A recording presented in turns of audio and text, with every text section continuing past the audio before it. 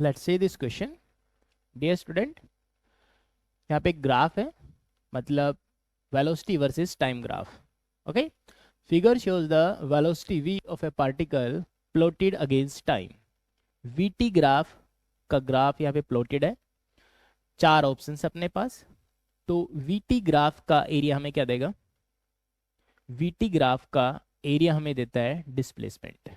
Alright, slope क्या देगा? Acceleration. ये हम वेल नोन थिंग्स है। ऑप्शन ए की बात करते हैं। ऑप्शन ए में क्या बोल रहा है? The particle changes its direction of motion at some point. देखिए बेटा, यहां पर वेलोसिटी नेगेटिव है, नेगेटिव है, अभी भी नेगेटिव है, बट उसका मैग्नीट्यूड रिड्यूस हो रहा है। एक पॉइंट है जहां पर वेलोसिटी जीरो हो गई है, then positive. It means let's suppose कि ये डायरेक्शन नेगेटिव है, पार्टिकल इधर मूव कर रहा था, एक पॉइंट आया जहां पे वेलोसिटी जीरो हुई, देन वो रिटर्न कर गया। ऐसा कुछ सिनेरियो आप सोच सकते हो। ठीक है, पहले नेगेटिव वेलोसिटी, मैग्नीट्यूड रिड्यूस हो रहा है वेलोसिटी का, बट एक पॉइंट आएगा, ये वाला पॉइंट, जहां पर वेलोसिटी जीरो हो जाएगी। ऑलराइट, अभी वेलोसिटी पॉजिटिव हो गए तो मींस डायरेक्शन बदल गई है। वेलोसिटी नेगेटिव से पॉजिटिव होने का मतलब है कि पार्टिकल बीच में कहीं ना कहीं एक बार रुका होगा, एक बार तो रेस्ट में आया ही होगा, तभी ऐसा पॉसिबल हो सकता है। तो मतलब particle changes its direction of motion at some point, means पहले डायरेक्शन थी बाद में होगी। तो फर्स्ट ऑप्शन यहाँ पे करेक्ट हो गया। चलिए सेकंड ऑप्शन की बात करते हैं। The acceleration of the particle remain constant. यहाँ पे बात हो रही है एक्सेलेरेशन ऑफ द पार्टिकल की। बेटे यहाँ पर एक्सेलेरेशन से मतलब है slope of VT graph. Acceleration क्या होती है भाई? ये हम इसके अंदर कॉन्सेप्ट यूज कर रहे हैं, slope of VT graph represent acceleration. Alright, तो वीटी ग्राफ का स्लोप क्या रिप्रेजेंट करता है? एक्सेलरेशन। यहां पर स्ट्रेट लाइन है, वीटी ग्राफ में क्या है? स्ट्रेट लाइन, और स्ट्रेट लाइन का स्लोप कांस्टेंट होता है। Slope constant it means acceleration यहां पे आप क्या बोल सकते हो? कांस्टेंट, इसमें कोई चेंज नहीं आ रहा है।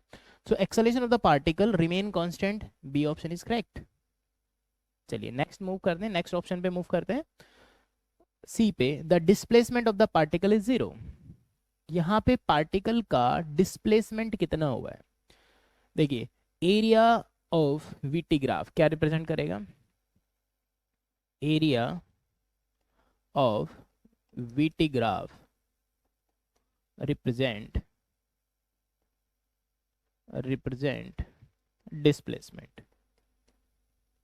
ऑलराइट, तो बेटे यहाँ पे एरिया डिस्प्लेसमेंट रिप्रेजेंट करेगा, बट एरिया के भी दो साइन होंगे, पॉजिटिव और negative. If area above the time axis तो हम इसको पॉजिटिव एरिया कंसीडर करेंगे।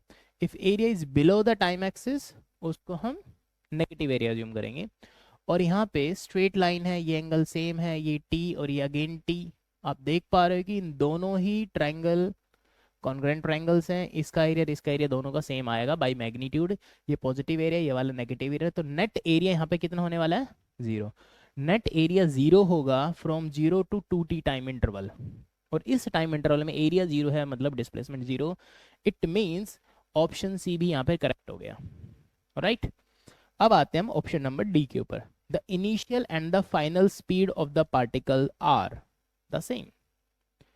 देखिए, इनिशियली स्पीड क्या है, मतलब वेलोसिटी की बात की जाए तो माइनस वी नॉट, इसका मोड कर दो, ये क्या होगी? इसकी स्पीड।